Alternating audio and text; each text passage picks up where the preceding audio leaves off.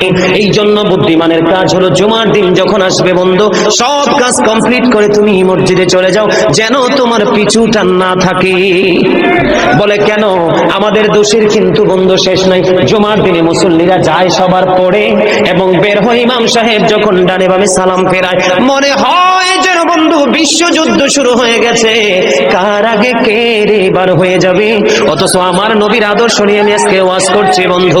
Disturb, don't disturb me. তোমরা আমি বললে আওয়াজ দিবে, নয়তো চুপ করে আলোচনা শুনবে, কারণ আজকের সময় অত্যন্ত গুরুত্বপূর্ণ। কারণ আমি যদি 5 মিনিট সময় পাই, একটা হাদিস শোনাতে পারবো। হয়তো বা এই একটা হাদিসে আপনাদের কারো না কারো হৃদয়ে ছুঁয়ে যেতে পারে, আর এটাই আপনার জীবনের জন্য, হেদায়েতের জন্য যথেষ্ট হতে পারে।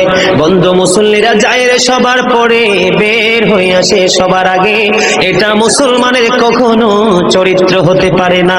তাকওয়া সম্পূর্ণ ব্যক্তির আদর্শ কখনো হতে পারে না। হাদিস শরীফ খুলে দেখি বন্ধু, আমার নবী বলেছেন, রে আমার উম্মত, জুমার দিন সাইয়্যিদুল আইয়াম, সব দিনের চাইতে শ্রেষ্ঠ।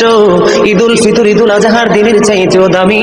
এই জুমার দিনের ফজিলত বরকত নিয়ে আলোচনা করলে বন্ধু রাত একটাই কাবার করা যাবে না, এত বরকত এই জুমার দিনের। আমার নবী বলেছে, উম্মতের দল, জুমার দিনে কেউ যদি সবার আগে মসজিদে যায় আর সবার পরে যদি কেউ মসজিদ থেকে বের হয়, আপনি যাবেন, সবার আগে যাওয়ার আগে সুন্দর করে গোসল করবেন, উত্তম জামা, নতুন জামা পরবেন, আতর গোলাপ লাগাবেন। আপনি রাস্তা দিয়ে হেঁটে গেলে মানুষ যেন বলতে পারে যে মসজিদের মুসল্লি হেঁটে যায়। আর চারপাশ বন্ধু সুঘ্রাণে মুখরিত হয়ে যাবে।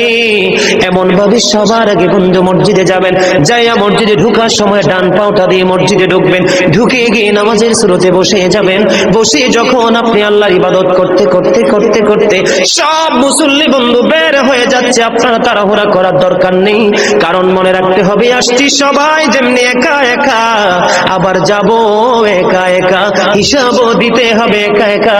পৃথিবীর সব মানুষ পর হয়ে গেল আমার কোনো সমস্যা নেই, আমার আল্লাহ এবং নবী আমার আপন হলে আই এম ভেরি সাকসেস।